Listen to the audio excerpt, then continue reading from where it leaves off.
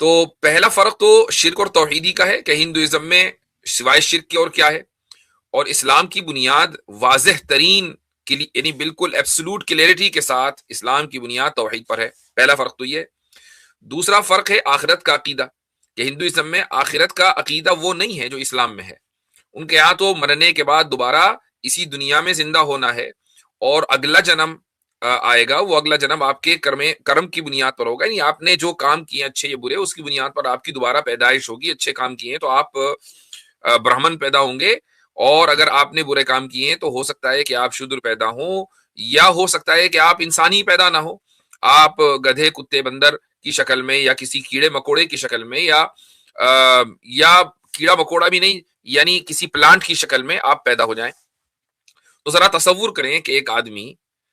Hinduism کا جو world view ہے اس کے مطابق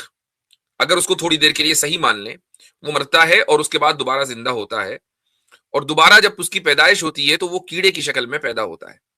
تو کیا کیڑے کو اتنا شعور ہے کہ یہ جو میں کیڑا بنا ہوں، پچھلے جنم میں اچھا خاصا سیٹ تھا، بنیا تھا، اور دبا کر میں سود بٹے کے اوپر کام کر رہا تھا، اس جنم میں یہ جو میں کیڑا بنا ہوں یہ کیڑا اس لیے بنا ہوں کہ میں نے لوگوں کو بہت لوٹا تھا پچھلے جنم میں، میرے کرم بڑے خراب تھے، اس لیے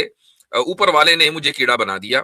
تو یہ تو اس وقت ہوگا نا جب کیڑے کو اتنا شعور ہوگا کہ وہ کیڑا کیوں بنا ہے، اس کو تو یہ شعور ہی نہیں ہے۔ تو اگلے جنم کا جو کانسیپٹ ہے یہ ہندوازم کا بنیادی کانسیپٹ ہے، اور اسلام میں یہ کانسیپٹ نہیں ہے۔ اسلام میں بھی اگلا جنم ہے لیکن وہ اس دنیا میں نہیں ہے۔